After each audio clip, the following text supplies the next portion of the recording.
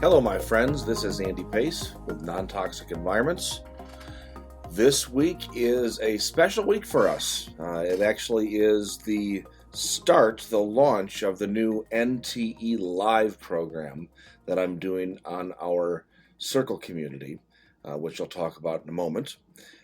So after 4+ years, 150+ episodes of the Non-Toxic Environments podcast, I have taken it to a live stream audio event, and the only way to see it live would be to join our community online, and it's free to join. We want people to join and interact, and we want podcast listeners, customers, clients, friends of the industry to join our community and tell us a little bit about yourself and where you are in your own healthy home journey. I've been at this for 30+ years, and I learn every single day that I talk to a client. I learn something new that I can then pass along to the next client, hopefully, and save them some time and troubles and so forth. So I thought, wouldn't it be a great idea if we all got together and had the opportunity to have meaningful conversations with other folks going through similar things in their lives all around the country, all around the world, and make it something beyond just a Facebook group or an Instagram post. It's so informal. It's so unprofessional, I believe. I like to have good conversation and not have to worry about outside influences and influencers and so forth. And I like to have everybody who is like-minded in this realm, from a healthy home standpoint, to be able to interact with each other without getting lost. I could post something up on Instagram or Facebook and have 1,000 people react to it, but it's meaningless unless it actually is helping and doing something. So that's why I started the community. It's called the Non-Toxic Environment Circle Community. Again, free to join, free to interact, and this is how you'll be able to watch these programs live as we record them. This will be the episode from last week that I recorded with Jay Watts. And as my co-host in previous years, this time he is now telling us about the history of AFM. And it's an excellent, excellent episode. Please have a listen. So all of you who have been podcast listeners for the last 4 years plus and 150 episodes plus, know that in those episodes, I've had a co-host with me in most of those episodes. And that co-host has been Jay Watts from AFM Safecoat. And I thought it was absolutely crucial to have on our first episode as our guest for the show, Jay Watts from AFM. And I want to have Jay here because, this is kind of a handing off of the reins from a audio show podcast to a live show.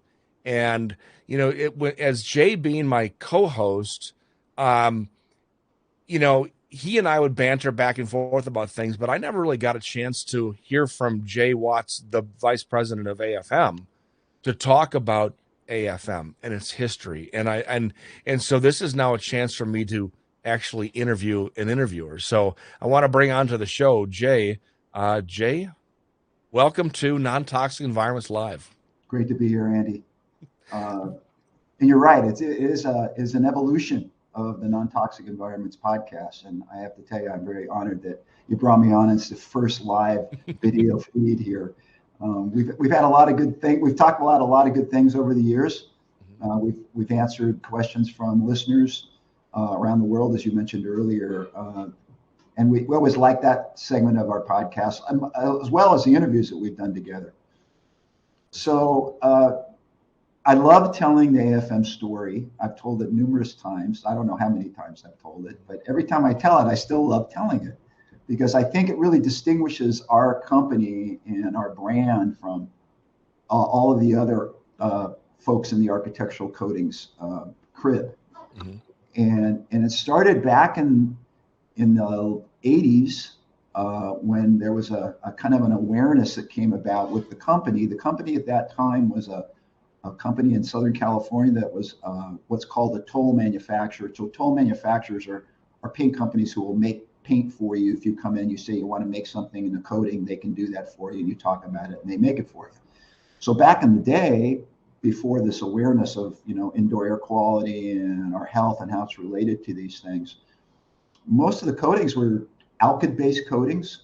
Alkyd is oil, and they were popular because they did a couple of good things. One, they worked well, they were fairly affordable, and that's how the company originally was working. They were building these kind of products. Well, in the course of doing that over a period of years, the president of the company and also the people that worked at the company, it was a small firm, I think it had about 40 employees, they started to notice there was more sick leave coming around. And then the original founder of the company actually discovered that he was chemically sensitive. And in the process of trying to figure out how to deal with it, back then, there wasn't anyone in the physician in the medical establishment that necessarily understood what chemical sensitivity is. Mm-hmm. So real quickly, sensitivities are your exposure to chemicals either over a prolonged period of time at a low level, or it's a massive exposure and an accidental spill of some kind. So when that happens, your immune system starts to get depleted. And if you're exposed hard enough or long enough, your immune system starts to shut down. Actually, what it doesn't shut down. It starts to warn you, tells you, little warning flags go up. And the warning flags are symptoms you may suffer: congestion, runny nose, watery eyes, fogginess. It can get worse than that. Mm-hmm. But those little warning signals are telling you, hey, there's a chemical intruder here, and you need to be aware of that and stay with it. Stay away from it. The company president was sick. What do I do? Go to the doctors that he knew. They didn't know what to do. They didn't, go to your psychiatrist. That was a lot of what people heard when they went to a physician or family physician to figure out why am I suffering from this weird thing. He discovered there was a clinic in Texas called the American Environmental Health Clinic, and their doctors down there, Dr. William Ray and his associates, were actually set up to treat people for chemical sensitivity. Quite unique, and at that time, the only hospital in the country that was actually dealing with the problem. So the president went out to Dallas. It's in Dallas. They went out to Dallas, and he was diagnosed, and it seemed pretty clear to the physicians that his problem was his work, what he was doing every day. And this was affecting his employees as well. So once he understood what it was, he figured, I've got to do something differently here. I'm obviously poisoning everybody, including myself. And he was lucky enough in his experience with the clinic to actually cross paths with other chemically sensitive patients and developed a dialogue with them and really came to them and asked them, would they be willing to act as the guinea pig or the canary in the coal mine for his ideas of reformulating products that could be safe for people, even people with sensitivities. And I think this is really the exciting thing about the story for me is because we're the only company that I'm aware of that really took that position. We started to reorient what we were doing and looked at it from a human health standpoint. And that was really novel. It still is not as much because everyone's kind of come with the age of the internet and information age. Everyone's kind of gotten more educated about what this all means in terms of your health. But back then it was all brand new. And I like to think about how people thought about coatings back then. So I say it's the E's. So the E's are efficacy, so how well does it work? Economy. Those are the two number one things back in the old day. It's got to work well and it's got to be fairly affordable. If it covers those bases, I'm happy. Wait a minute. What about environmental situation, indoor air pollution and all that. What are you talking about, indoor air pollution? I don't know what that is. And so what we did, what we're doing still is we've added another E, and that's that environment side of the equation. So, and when we talk about environment, we're talking about the indoor environment, of course. Everyone knows we spend a large portion of our days indoors. And so it just makes really good sense to have the cleanest indoor air quality you possibly can. And coatings, paints, sealers, stains, anything that's liquid that comes into your home has a potential to be an off-gasser, creating a pollution problem, which could help, damage your health. So we figured that if we can come up with a line of products, we started with one, and then we moved through. As people found out about AFM, they said, hey, I love that product you made. Can you do something like this? Can you make a stain? Can you make a floor finish? And it went on and on and on. And so the line evolved over a period of years with the foundation of that research we did with the chemically sensitive. Our guinea pigs, thank goodness they were there to say yes or no. When we gave them a formula, say, try this out. Did it work for you? Not really that great. Bring it back to the lab. Let's work on it again. Send it back out to the cannery. Yes, I'm much better with that. Once we had that figured out, then we could look at the database of ingredients and say, okay, these are the ones that we feel are going to be tolerated well by the chemically sensitive, with the idea that if it's tolerated by the chemically sensitive, it's probably going to be better for everyone else too. Right. Here's the point. We're all chemically sensitive. Now, you may not suffer from it. You may not have symptoms of it, but if you're exposed long enough and hard enough, you will become sensitive. And so, I tell people that, and they go, I'm not sensitive. I'm not. I go, no, we all are as human beings. Our immune systems, thank God, they're really pretty robust when you're a mature adult. Children, their immune systems are still evolving. So, we have to be careful. That's why we have a lot of new parents calling us and go, hey, we're doing a nursery and we want to do it safely. And I'm saying, absolutely you do. So those little immune systems need to grow, and they need to grow in a safe environment. So that's pretty much the story. And it's been since the 80s. So we're going on 40 years now. And I know, Andy, you've been involved, with quite some time. For a long time, longer than I have, actually. I think probably got me eclipsed by a couple of years. Yeah, I think I started in 93, 92, 93. And I came in. And so here's, what you said with the history of AFM is exactly what I remember as well. Mm-hmm. Obviously, I deal with AFM, but I also deal with 100 other manufacturers. I mean, you work in the headquarters of AFM, you have for the last 25 years. And so, plus, and so, I mean, you're acutely aware of this, but, when I talk about chemical sensitivity, and I know the people who are listening and who will watch this later, know all about this probably, more than we do, because they lived with this. I have made it my career and my life's work to just be an assistant in helping in ridding the world of this problem. But I don't have to live with it day in, day out like most of our clients do. But I look at chemical sensitivity, and I describe this to a layperson when they ask what is it. I said, well, we're all born with this drum inside the body, and this drum inside the body absorbs all this toxin and chemical and so forth. It dumps into this drum on a daily basis, and as it goes down and it goes out, it filters, and the body has the ability to filter out those toxins so it doesn't affect us. They go through, and it doesn't necessarily affect them, but eventually that drum gets full. And when that drum gets full and it starts to overflow, now there's no turning it off. I mean, it's just constantly going. It's like, having water dumping into another pitcher, but it's from a hose. It's not from just a pitcher of water, right? So that hose is not going to shut off. That pitcher is going to overflow and overflow. And so this is when somebody becomes chemically sensitive, or that's kind of my, again, layperson's description of that. The other thing is, and you mentioned that the body most people have the ability to filter this or to absorb it and deal with it. they don't necessarily think they're chemically sensitive.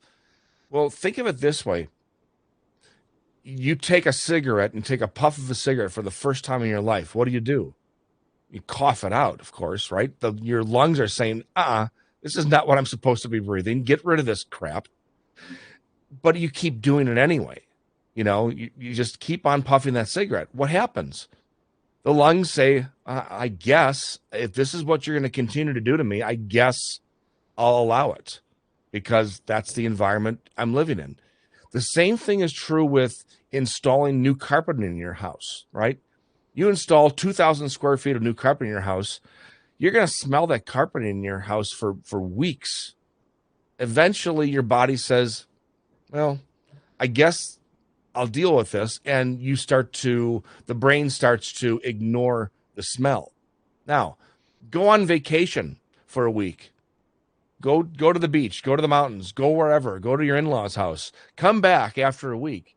What's the very first thing you're going to smell in that house? The new carpet, because your brain forgot about it for a period of time. All right. So these are the things that we have to deal with this is a very rudimentary scale, of course, in trying to describe these things to people who don't really know what it's all about. And so we use these terms and we talk about how the brain can actually tell us to forget about things. Those who have chemical sensitivity don't have that ability to do that. The brain never gives us that opportunity to forget about those chemicals. And the other thing you're making me think of, Andy, is there's messaging coming from the installer world. And the installer world is saying, hey, listen, it smells now. Don't worry, it's going to go away. Mm-hmm. It'll be fine. And so most people who are working with contractors, they trust their contractors. They should. And I think back in the old days, that was the message. Hey, it's bad smelling, but you'll be fine. And that's proven to be not good because people will ignore it. The other thing too, I think you mentioned, is you're talking about new. It's new. So you walk into a place and you got carpet smell, and you basically default to the idea, hey, it's great because it's new. Yeah, it stinks, maybe make me feel bad, but it's new. Just like a new car. You get into a new car and it's like, oh man, it's a new car, great. All the while you're getting bombed by the off-gassing from the materials that they've used in there. And it's really, and Andy, it's a stew. There's so many different chemicals used in the materials, and then you start adding material. All of a sudden you've got this whole conglomeration of chemicals. Right. And we know that there's really no way to research because of the synergies that happen. You got this mixing with this and mixing with that, and the mixture. All of a sudden, it's a real potpourri of bad stuff. Right. Well, and so that brings up kind of a discussion I'd like to have with you, because you mentioned just before, that a lot of the testing that AFM went through on these materials was actually anecdotal testing with some of the most sensitive people that Nestor met when he was down at the American Environmental Health Clinic many, many years ago. Mm-hmm. And, the building industry now, because ever since the LEED program started, ever since these energy efficient programs have started, and they started using VOC as a metric. And what I mean by a metric is it's a way to measure. And so all of these building systems now uses a VOC number that releases from a product as the metric to determine whether that product is safe or not. And so I want to get into that in a second, but from your standpoint, as a manufacturer standpoint, who's making products specifically for people with chemical sensitivity, but obviously better for everybody, you can't use those metrics, and your metrics are different. They're more, ethereal. They're more, how do people feel? I go to an endocrinologist because I have Hashimoto's, and I've had that for 20 years. My endocrinologist doesn't look at the numbers. He doesn't do my blood work and say, well, your T3 is this and your T4 is that, and your thyroid hormone is at this. He asked me, how do you feel? Well, that's a different metric that is not quantifiable. I can't, how do you then relate that to a customer to say you'll feel better using this product than you will that. And how do you prove it? Well, the only way to prove it is you kind of have to use it, right? Yeah. Yeah. No, that's it exactly.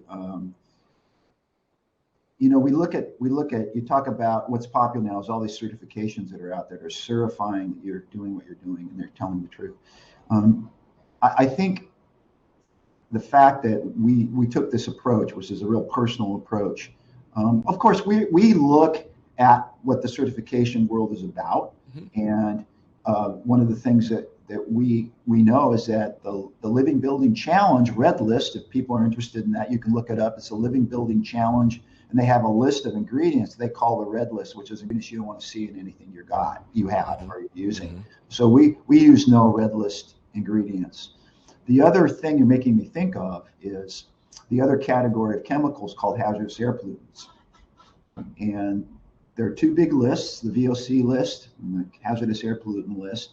They're about the same in length. I looked at them one time and there's close to 300 on both of them. The difficulty there is, and everyone kind of understands VOC.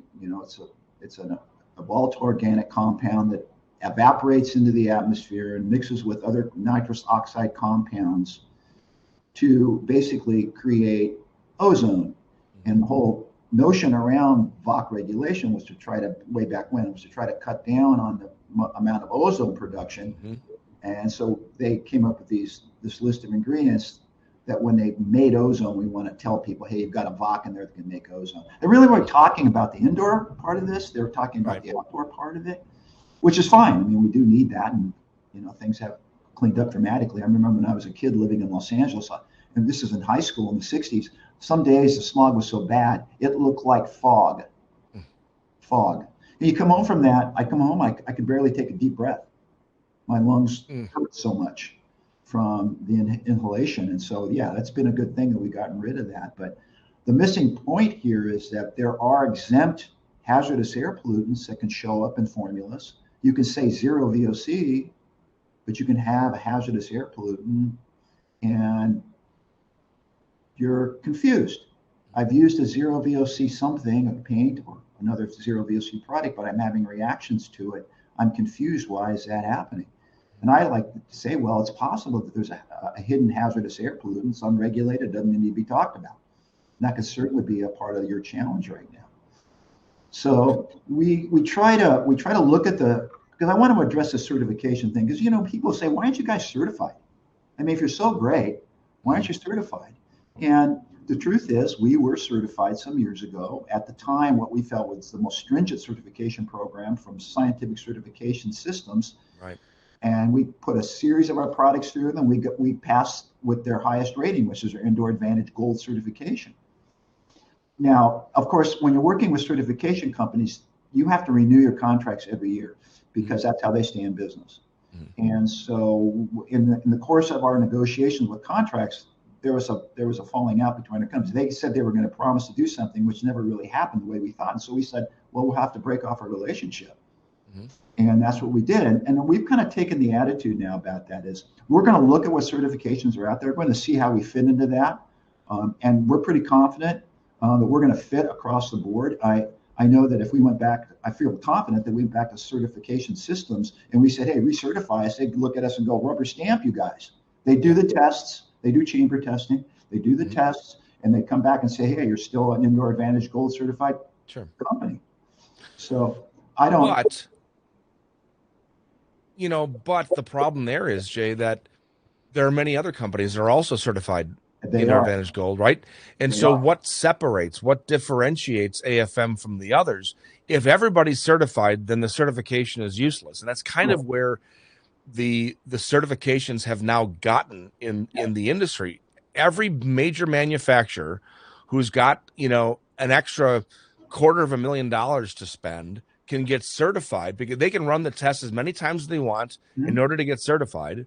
They put that stamp on the label, and now they're just one of everybody else that's certified. Well, what does that actually mean when the metrics that they use for that certification process don't actually have to do with human health? No, and they're so broad based too. I mean, that's the story that we always tell. You tell it, I tell it. And it's powerful because we tell people, we did this hard Right. work to figure out what your immune system can handle. Right now, everyone's different. Everyone's got a little bit different profile. I talked to a guy yesterday who was in Cyprus, of all places. You were talking about how people are finding us around the world. He's calling from Cyprus because he's got an indoor air pollution problem. He's painted with some paint he got. And then he called me, and I talked to him a few months ago. And I said, hey, okay, here's an idea. Why don't we go in and do this? So he did it. And he called me yesterday, and he says, I'm struggling. I'm going, you're struggling. Tell me why you're struggling. Well, I put your paint on, and it's been like 3-4 weeks, and I go into the rooms that I put it on, and I feel sick. And I said, are you smelling anything? He goes, no.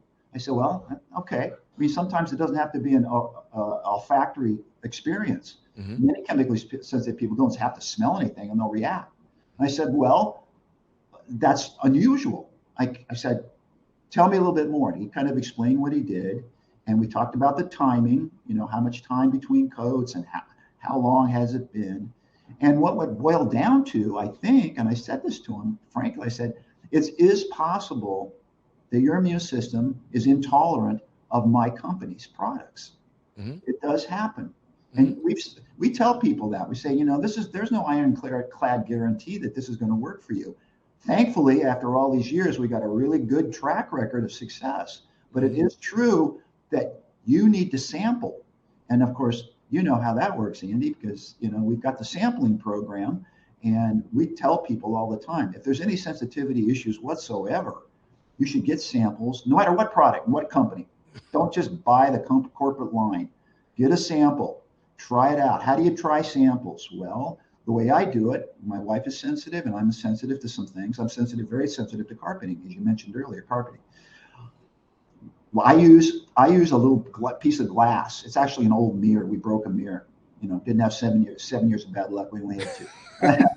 No, but anyway, so I have this piece of glass, and what I'll do with a coating, if I'm not using an AFM coating, by the way, all the AFM coatings are all over my house and office, so I know everything about them. But when I have to go outside and I have to use something that I don't make, then I'll get a sample of it, and I'll put it on the glass. Why glass? Glass is inert.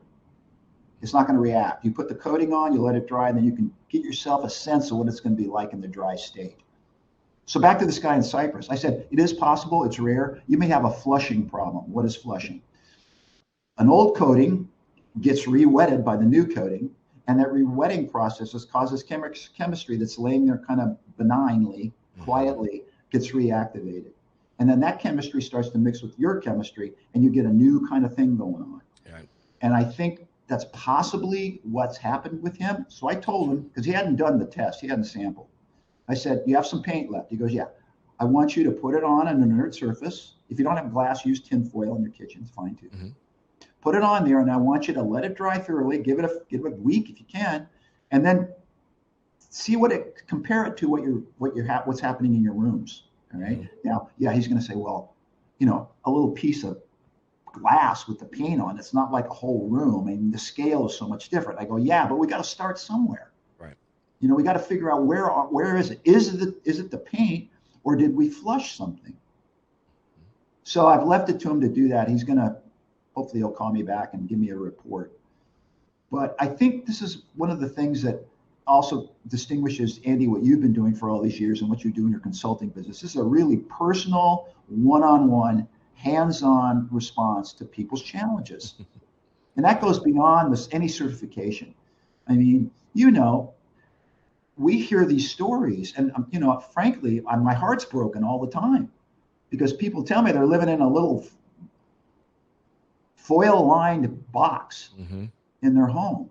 That's an extreme case, but they're living in a little foil box because they're terrified to go out, because every time they get out there, they get whacked by whatever's going on. And then, and unfortunately, complicating that is there's some denial. There's denial within a family.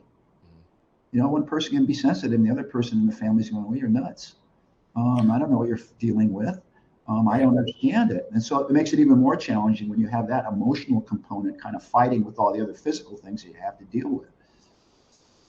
Well, I will say this, one of the reasons why I do what I do, the consulting, now doing this. I'm really excited about doing these weekly shows and having the circle community, because I want to be able to interact directly with Absolutely.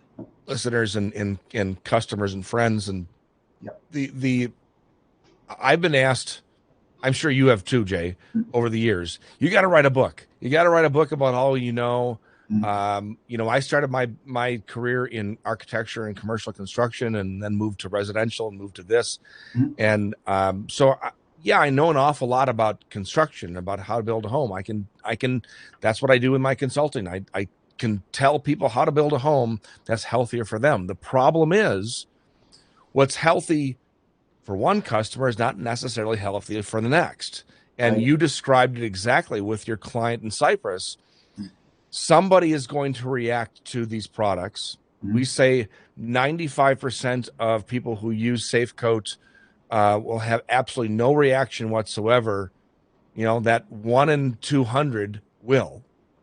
And we don't know the reason why yet. It's one of those mysteries that we just can't figure out. But we have to be able to offer solutions for people as generically and reliable, I guess, as we possibly can. And then during the consulting process, we can now pinpoint. Let's now focus on the materials that work for you and your family, and we'll have those discussions. But this is why I haven't written a book on how to build a healthy home, because for everybody who's watching and who will watch later, a good friend in the industry, a man by the name of John Bauer.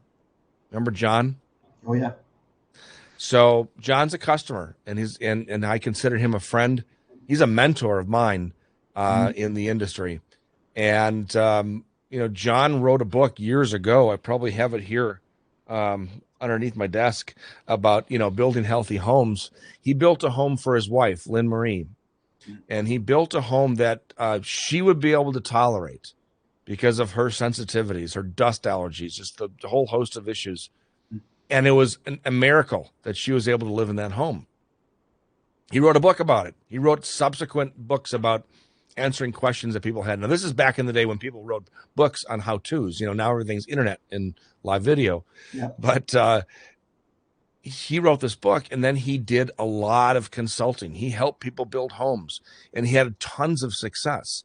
But in that group of success, he had some failures as well. Not necessarily failures like the house fell down, but people complaining that they didn't think the house was healthy for them. And in, today's litigious society, they thought it was his fault. So they sued him because his recommendations didn't work. Got to the point where he closed his doors. And today he's a photographer. Wow. He's completely out of the industry. I would love to have John on the show to talk to him about his experiences early on. He predates you and I in this industry. Oh, yeah, I'd love to hear those too. I really love that. I think this format's going to be excellent for that. Well, but he'll never come on the show. Yeah, right. It's a painful thing. He doesn't want to open up those wounds again, I'm sure. Exactly right. Exactly. So let's do a couple stories. Let's share some stories, okay? Okay. I want you to share the first one. I want you to tell the BMW story. Oh, okay. So actually, this relates to good customer questions, because customers call up all the time and ask about what do I look for in buying a used car, buying a new car, because cars have that new car smell. Right. I blew somebody's mind a couple of weeks ago during a consult, because I told them that car manufacturers actually have a team involved in that new car smell. Anytime they come out with a new vehicle, it has to smell like what their brand smells like. Wow. And I can now hear a collective ew out of the audience, because but seriously, that's exactly what happens. When Ford comes out with a new vehicle, it's got to smell like a Ford, because people know that smell. Yeah. Well, that smell is a whole combination of a bunch of things, but one of them includes formaldehyde. Yeah. Well, in Germany, there's a zero tolerance rule against formaldehyde in new vehicles. So all vehicles that are sold for the German market have to be sold with zero formaldehyde emissions coming from the interiors. Well, I didn't know this, but this is back in, gosh, what was this? Mid 2000s, Jay? Yeah, I don't know. Yeah, somewhere around there, early on in the 2000s. Yeah. So I got a phone call from a company called Forcia International, who is the interiors designer for BMW, and they said, we have a problem. We're designing this new vehicle, and it got sent back to Germany, and they didn't accept it because there's one component left in the car that is emitting formaldehyde, and that was the trunk deck. So it's actually for the X series. If anybody's familiar with the BMW X series, that's their SUVs. Mm. And their BMW SUV must have been early 2000, because I think that's when they came out. Yeah.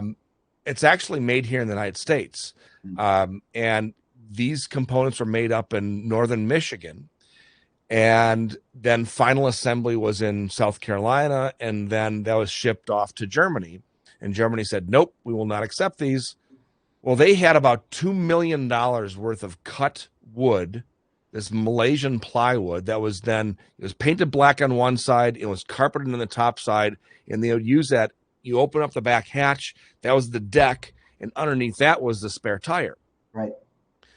So they said, we have got this problem, what do we do? And so we sent them samples of AFM Safe Seal and AFM exterior paint in black.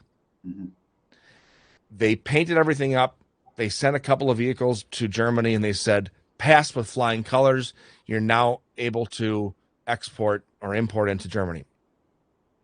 We started getting orders for 55-gallon drums of Safe Seal and exterior black. But the really interesting thing was, and this is where, AFM being a smaller manufacturer was able to accommodate.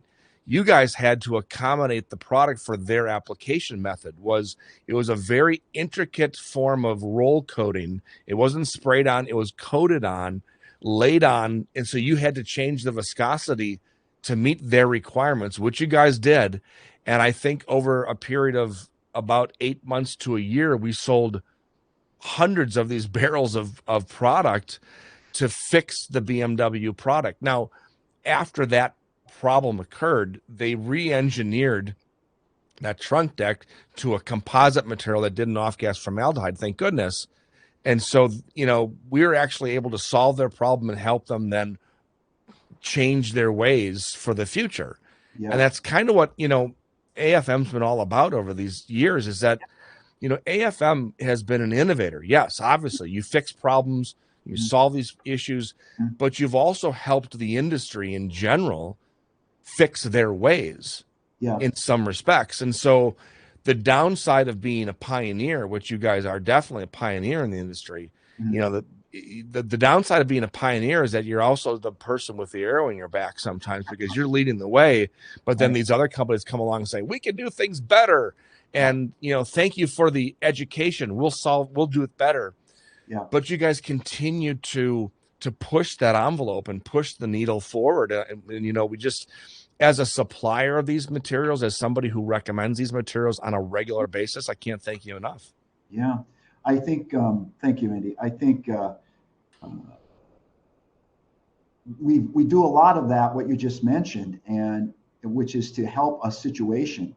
My story is similar, but the BMW story is really fascinating because of that. And we get asked this all the time because people are now using different materials from different companies, and they'll have a pollution problem. And they'll come to us and they'll go, hey, I just did something. I painted with a zero VOC brand X, and I have a pollution problem. I hear you guys can help me fix that. And so we can come in and we can do a remedial process. But you said something that BMW figured out, and I think it's something I know you do in your consulting business. Let's start with good sources. Let's start with clean sources. Let's not have to come in after the fact for whatever reason. Usually it's economics. Let's come in. Let's not start with bad stuff and then have to fix it, put a Band-Aid on it. Let's start with good, clean sources to begin with. Right. Source is huge. So here's my story. We have a dealer in Japan who's been a dealer in Japan for over 20 years. Early on, when they were introducing the product to the Japanese market, they got word of a serious problem with the Sapporo prefectures was going to remodel high schools in the prefecture. And they're going to start with one as a demonstration. So they picked a high school in Sapporo, Japan, and moved everyone out, students out, faculty out, and they remodeled the whole school. And then they moved everyone back into the school. Classes started up, and everyone thought they were on the right track. Beautiful new building. Well, the problem was, and this is what indoor air pollution is about, with all those new building materials in there, they'd created this toxic cloud. And how did they know? The students started to get sick. Faculty started to get sick. Kids were going home from school reporting to their parents they're sick. Well, it was an uproar in Japan. Huge uproar. We've got a serious problem here. What are we going to do? Everyone's scrambling. They find out about our dealer, and our dealer says, we may have a solution for you. It's the AFM Safecoat product line, and we think we can come in and give you a little helping hand here. So what they did is they took Safecoat, went in and painted everything, covered everything with our paint and primers and any of COs that they might have used. Allowed a week or a couple of weeks for that to kind of cure out. And then they brought everyone back in, solved the problem completely. It was such a huge thing. It was on major news in Japan. It wasn't just like a little Sapporo like newspaper story locally. It became like a big deal. So it was just another, and that's a great story to show again, how we were able to take something that was really a pretty serious problem and solve it. And of course, all the other schools were dedicated Safecoat schools. So it was a really kind of a feather in our cap. We've got a lot of those stories over the years. That's one thing about being around so long, right? We got a lot of good stories. We got a few disasters too. We know we do. You mentioned it. Some people, they just don't react well. We can't tell why. We're frustrated with that. We feel for them, but sometimes, rarely, it's what happens. And, I know you do too. I try to see if I can break it down in a meaningful way so there's some understanding, whether or not we can actually solve a problem. At least we get a little more knowledge about what it is. This guy in Cyprus, I said, listen, from now on, man, you got to sample. I don't care. Just get samples. He says, well, should I paint with another paint? I said, well, that's your choice. But whatever you do, get a sample. So that brings up a great point. Yeah. First of all, for anybody who's listening, whoever has a desire to start a business, I don't care what it is, just a bit of advice. Don't start a business that you're trying to eventually put yourself out of business. And what I mean by that is I would love it if the culmination of my career was that the industry has changed so much and it's gotten so much healthier that I didn't need to exist. So, it's kind of funny to say that. I mean, and I'm actually trying to contemplate this right now as we speak, and it just seems so odd. It's like I want to start a business where eventually I'm putting myself out of business. But this is something that I and other dealers across the country, and AFM in particular, has always been very open about this. If you're using the product and it's not working, stop using it. Right. If it's not the right product for the right situation, we're going to be the first ones to tell you, don't buy our product. Okay. We're not some large corporation that is just looking at numbers and we're trying to get sales and so forth. Every customer is, and this is going to sound corny, but it's not, it's true. Every customer is like a personal, a person that we know. It's a personal relationship we have with our clients. Yes. We want to make sure it's the right product for the right situation. If I took every order that I was ever given in my career instead of passed half of them up, I'd probably be retired by now. But a lot of times customers will come to us and say, all right, we want to buy 30 gallons of this product and can you ship it to so forth? Okay, I could do that. I could just take the order and ship the product out. But I have the tendency of asking, what are you using it for? Well, um, we want to use AFM Safe Seal, let's say. Hmm? We want to use AFM Safe Seal to finish our cabinets because our cabinets are off gassing. Yep. Oh, are you using this on the interior or the exterior? Well, we're going to use this all over, interior and exterior. Hmm. Well, you realize Safe Seal is not the right product for that application. Then I'll go into this whole diatribe about how you got to use something that is going to not only adhere, but it's going to protect and so forth. Right. And then all of a sudden, before you know it, I don't have that order of all these gallons of Safe Seal anymore, but I saved the problem, and I solved the problem for them, sometimes recommending something I don't even sell. Because I don't want that customer ever coming back to us or going online and saying, I used AFM Safe Seal and it sucked. It was not the right product and nobody told me.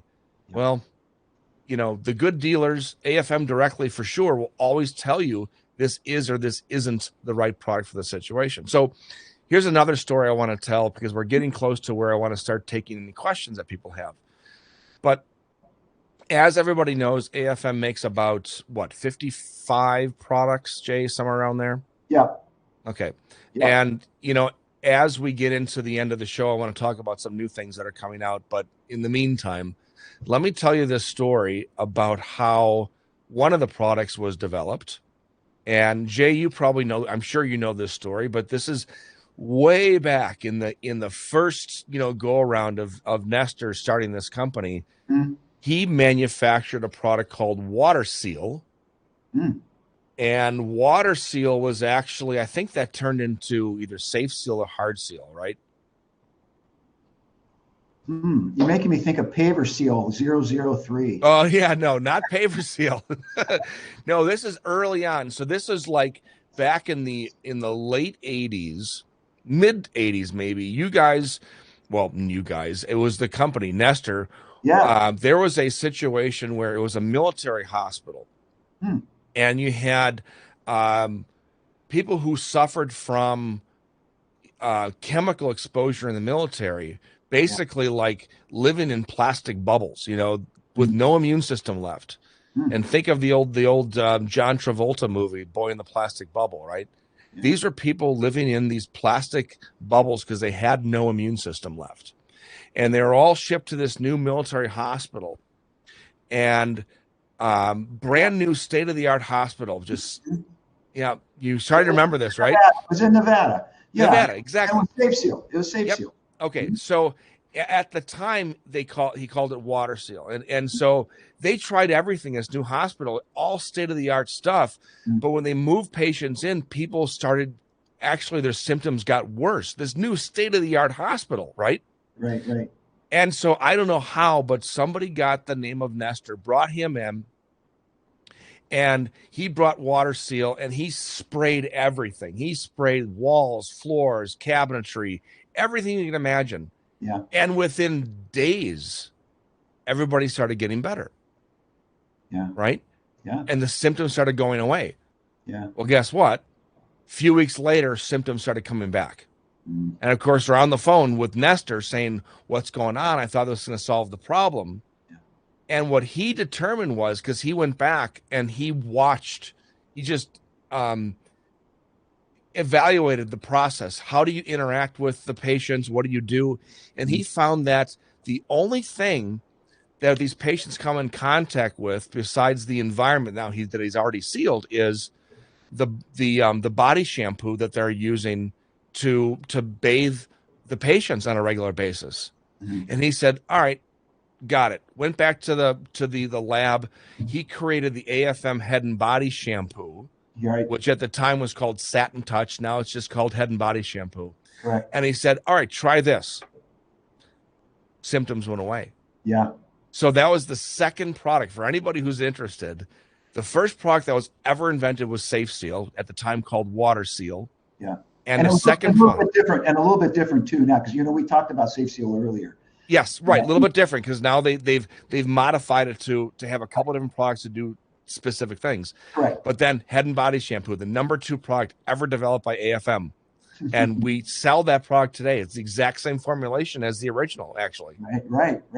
I And think so, it points to the fact that we were listening, right? yeah, well, that's it. And the fact of the matter is, it wasn't just about selling a product; it's about solving a problem, and that's what that does. AFM has done. So this is the time Got where, some questions. It looks like. yeah, and so I hope we got some questions that anybody wants to ask. And now there's two ways to do this. You can either type it in the chat, or if anybody wants to come on and actually ask us a question face to face, or just audio, that's fine. You can either raise your hand, or you can type in the chat that you got a question. And I know we got some folks out there. You may not have questions because we may have done such a wonderful job of describing AFM over the last 50 minutes. And if questions do not come in immediately, that's fine too. I see everybody who's participating, and actually that are participating are good clients of ours from many years, and so maybe we've answered those questions over the years. But Jacqueline, thank you. Jay, what does AFM stand for? Oh, and what does the product line cover? All those different products. What kind of things do you do? yeah. So it stands for American Formulating and Manufacturing. Oh. That's the acronym's definition. So it's a broad base of products, and as Andy just alluded to, listening to our clients, starting with Water Seal, Safe Seal, we would get requests from our clients or would-be clients, can you make another product? So we started evolving the different requirements. So, wall and ceiling coatings, so paints and primers. We had desire for people that wanted to finish their floors. So we have a floor finishing, polyuracil BP is our interior floor finish for hardwood floors.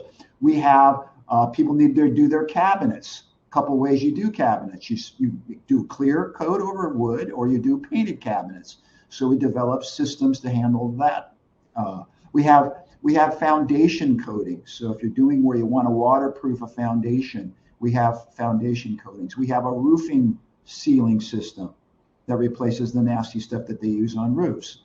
So just over time, with input from our clients, we were able to develop this really broad base. And you can go onto our website when you do at afmsafecoat.com. And if you get on the homepage and scroll down, you're going to see an animated home. And that animated home's got little glowing balls. And if you push a little glowing ball, it's going to take you to a place in the home, and it's going to tell you which AFM products are specifically developed for that particular installation. And then if you want a one page, if you just scroll down a little bit below the home, you're going to see what's called the quick spec. If you click that on, you're going to get a PDF one-page document, and it's going to give you this really kind of basic installation parameters. For example, interior, exterior, cabinets, flooring. It'll tell you which product, it'll tell you how much coverage you're going to get out of a gallon, and it'll tell you how many coats we think you should do to get the best performance. So that's the way to kind of evaluate the whole line. Okay. And as Andy alluded to, we're constantly thinking about how to evolve and come up with other products. And Andy, I just want to say this, jump in and say I want to thank you for the education you gave me, because you said something I think is really important. And that is, when I don't have something that I think does not work, I'm going to recommend another product. And typically it's something that you told me about, something you educated me on. I can say, listen, I don't have it. I want you to go here and try this product. And a lot of people go, what are you talking about? You don't want to sell me one of your products? No, because it's not going to work. Yeah. This other product's better. Go there. People love that honesty. And exactly. It's the hallmark of your business, a hallmark of my work too. I never want to have a customer call me up and because they learned the hard way that what I recommended was just to sell a product. Yeah. So did we get Jacqueline's question answered sufficiently? I believe so. And actually, some other questions have popped up too, and I'm going to take them out of order because there's a lot of good questions here. So both Cece and Ariel are asking about the use of mildicides in products, in paints and coatings. Mm-hmm. And then does AFM have anything to use in the process of mold remediation? I guess I'll take that question second, but Jay, Yeah. talk about mildewcides and the use of paint. Yeah. The mold problem has become so, everyone knows about mold, wants to stay away from mold. And so companies have started adding or have been adding mildewcides to their formulations, and they're touting this mold resistant, mildew resistant. I always talk about our formulation sensibilities in terms of minimalism. So we recognize that a mildecytic additive could be a disruptor for a lot of people. And so we made a decision. We were going to stay from adding mildewcides to our products. So if you're in a situation where you think you're going to have a mold problem, there are some products out there that are developed specifically for that, which we refer to, and you carry one. And so that's kind of where we left it. You can get mildewcides. You can go to the Home Depot and you can buy a little packet of mildewcide and you can drop it into whatever you want to drop it into and stir it in there, as long as you're comfortable knowing you're adding another chemical. Right. Because it's kind of 6 of one, half dozen the other, right? You've got mold. I don't want mold. I don't want mold. I don't want that chemistry. So you got to decide, where are you? Is mold more important and you want to fight mold, or are you worried about what's going to be in there that's going to fight the mold? That's kind of a simple way I think about it. And also keep in mind that a lot of the mildewcides that are used in paints and coatings are not necessarily to keep mold from growing on the surface once it's cured. It's basically just to protect the liquid during the application phase. While it's wet. Yep. While it's wet. All right. In the interest of time, I want to get to a couple of these questions. And so hopefully, Cece, hopefully that answers the question for you. Ariel, regarding the use of or materials for mold remediation, we've been working with a product called Caloil for several years now, which is it's a coating that uses a high amount of lime in the product so that it literally raises the pH so high that mold and mildew cannot sustain. It is EPA registered to work for a minimum of 5 years. We use this in new construction for cavity walls just as a preventative prophylactic benefit. We use it in situations where we're actually having an active mold problem on wood, on studs. We can apply 2 coats, kills the mold, doesn't come back. It's an incredibly effective material. It does it without the use of VOCs, and it does it with the use of just lime encapsulated with a little bit of acrylic to hold it in place. Question about new cabinets. So Alan, when it comes to painting new cabinetry, Jay brought this up before. There's 2 ways to do it. One is to use like a stain, a water-based stain, and then the AFM acrylac as your top coats. The other way is to do it utilizing, if you wanted the painted cabinetry look, and that would be the Ecolac, Jay? Yeah, that's exactly right. It was a evolution of the acrylac product. That was Andy. You and I kind of collaborated on that idea, I think. The idea that you were getting more inquiries on how to paint a cabinet, and so with the success of acrylac, we thought, could we evolve acrylac into Ecolac, which is what we did at the lab. We were able to make bases out of it, so you can tint Ecolac to any color you want, and it's available in 2 sheens. It comes in a gloss and it comes in a matte. And so that was our answer, because the old-fashioned lacquer finishes were good because they're very durable, very hard. The only thing that's different about us is we're water-based, so it's going to take a little bit longer for things to cure, as opposed to, to dry, as opposed to the lacquers that they spray on, and they're very volatile and they dry pretty quickly.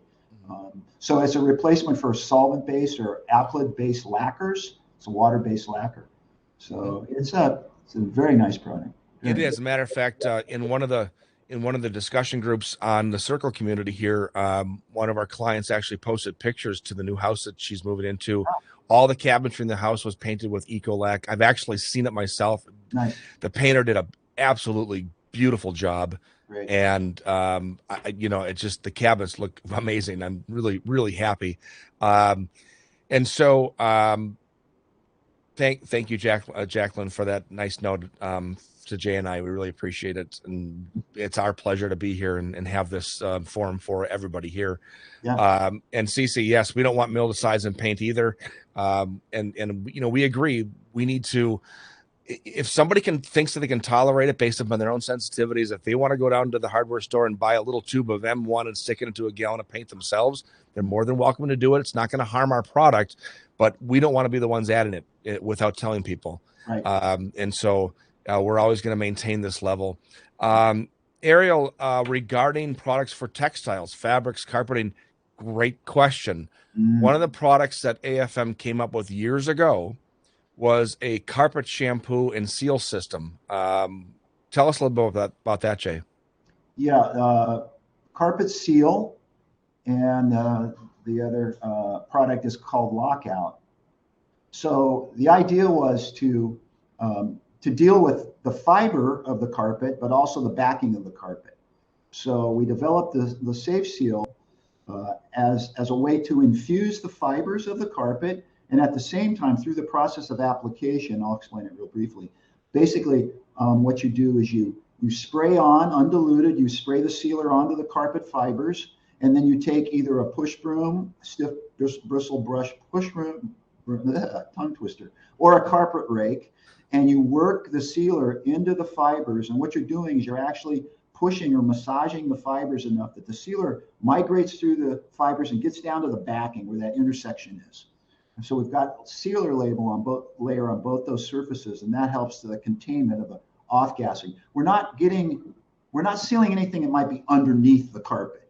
Mm-hmm. So, and this is categorically true. When we're dealing with a pollution problem, we're putting a sealer on, the sealer needs to touch the surface it's offending. Right. If you've got something that's sneaking around from underneath or around someplace, unless we're touching it, we're not dealing with it. And I think sometimes there's confusion about that. I think people think I put a sealer and it's going to seal everything that's going on underneath there. Right. Not necessarily true. The Lockout was developed as a replacement for Scotchgard. So it's a stain resistor. So if you want to do the full enchilada and you want to really seal the carpet well, and you want to give yourself some longevity in terms of soil resistance, then you use both of them in conjunction with one another. You apply the carpet seal, the first sealer, you apply it on a damp carpet. So if you're cleaning the carpet, we recommend steam cleaning, extraction cleaning, while that carpet is still damp. So if you've hired a guy with a truck mount, he's left, you want to come in right away, or they can come in if they'll do it, and spray the sealer on. A gallon does 300 square feet. Work it into the fibers. The last little detail is you want to take it and just gravity drag like a towel or a big beach or a bath towel, just to make sure that there's nothing on the surface of the fiber that didn't get pushed in.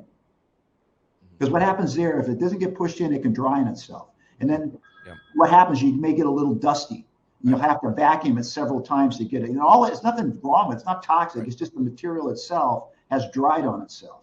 Right. And so you can remove it and then you're good to go. It lasts for about 4 cleanings. So if you steam, I don't know anyone who cleans their carpet 4 times a year. Maybe somebody does. But typically, Andy, you can speak this. When talking about carpet off-gassing, what's the cycle of off-gassing? Every product and every material's got a different life cycle. Yeah, good question. I've personally tested carpeting that's well over 30 years old that still off-gasses toxic levels of formaldehyde. Incredible. Yeah. Now, and so what's really important about this process of remediation here is, obviously, in any situation, the most important thing the best thing you do is get rid of the source of pollution, right? Get rid of the carpet. Right. But we know in most situations, it's just not affordable. We just can't do this. We can't just get rid of the carpet and put something else in. So for a fraction of the cost, fraction of the cost, you can actually just seal it. And 80 to 85% of the toxicity in new carpet is going to come from the backing that holds the fiber, which is why the second, or the carpet seal is the most important step. Mm-hmm. The Lockout, as Jay said, it's like a Scotchgard replacement, also helps to seal the fiber itself. Now, quickly, a story about this, the reason why I'm such a huge fan of this product. I mean, I've used this material countless times with clients all over the world and with great success, but probably one of my biggest success on a grand scale was we used to supply this to Hershey in Hershey, Pennsylvania, the Hershey Chocolate Company. They had a member of the board of directors was extremely sensitive to carpet, and we'd have to supply material twice a year to have those carpets cleaned and sealed before they had their board meetings, so that this person could even enter into the room. And so we did that for many, many years until they finally, I think, changed to a solid surface, to a wood product at my request. It's like, why keep on doing this? Just put in a good quality hardwood. You don't worry about it. Yep. So anyway, boy, this has been great, and this hour has flown by.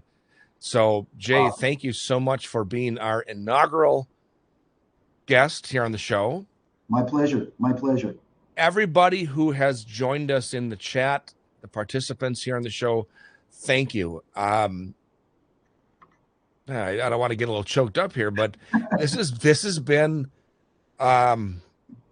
amazing. In the last week of not even week of putting this circle community finally together. I've been planning it for months, but finally putting it together, the outreach and the people joining. I mean, we have so many people who have joined us here, and I can't tell you how awesome it is to see everybody here.